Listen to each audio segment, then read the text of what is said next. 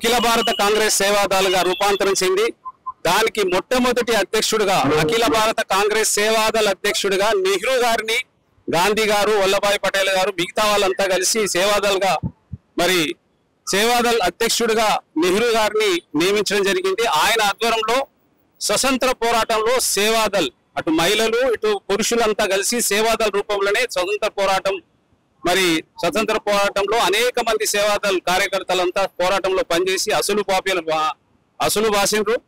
ఆ తర్వాత స్వతంత్ర పోరాటం తర్వాత కూడా నాడు ఈ దేశానికి భారతదేశం జరిగినటువంటి ఎలక్షన్లో ఎంపీలుగా ఎమ్మెల్యేలుగా ఎంపీటీసీలుగా జెడ్పీటీసీలుగా అన్ని గ్రామ స్థాయి వరకు కూడా సేవాదళిలే స్వతంత్ర పోరాటంలో ఎవరైతే పనిచేసారో వాళ్ళే ప్రజానాయకులు కూడా ఉండడం జరిగింది.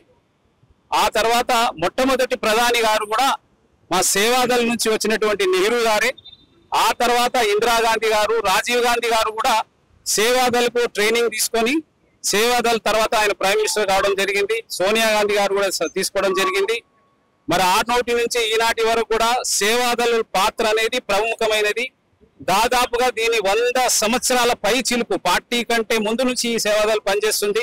దీని ఆధ్వర్యంలో ఈ రోజు తెలంగాణ ప్రదేశ్ కాంగ్రెస్ సేవాదళ అధ్యక్షుడు నా పేరు మిద్దెల జితేందర్. నేను దీనికి దాదాపుగా 40 సంవత్సరాల నుంచి కాంగ్రెస్ పార్టీగా నేను పనిచేస్తున్నాను. అనేక విభాగాలుగా పనిచేస్తున్నాను. యూత్ కాంగ్రెస్, అదేవిధంగా ఐఎన్టీయూసీ, మరి మెయిన్ కాంగ్రెస్, ఈ రోజు సేవాదళ రాష్ట్ర అధ్యక్షుడుగా కూడా అనేక కార్యక్రమాలు తీసుకున్నాం. ఇక్కడ మరి ఈ రోజు రక్తదాన శిబిరం కూడా తీసుకున్నాము.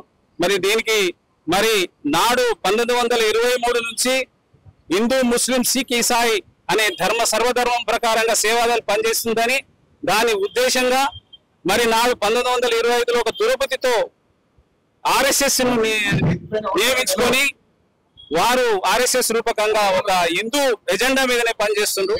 ఈ భారతదేశంలో సర్వధర్మాలుగా ఉన్నటువంటి దేశం, ప్రపంచ దేశాలలో ఒక గొప్ప దేశం ఇది.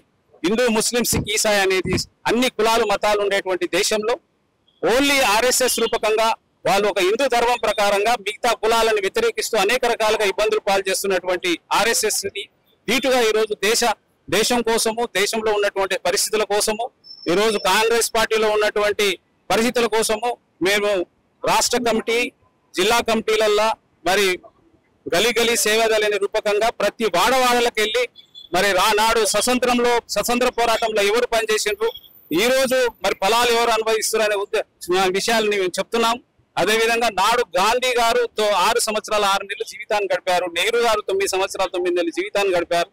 ఎవరు చేయనట్టు పోరాటం కాంగ్రెస్ లో సంబంధించినటువంటి నాయకులే పోరాటం చేసిండ్రు. అదేవిధంగా ఇందిరాగాంధీ బలైపోయారు, రాజీవ్ గాంధీ గారు బలైపోయారు. ఈ దేశానికి మరి సేవాదళ అనేది ఒక గొప్ప ఆర్గనైజేషన్.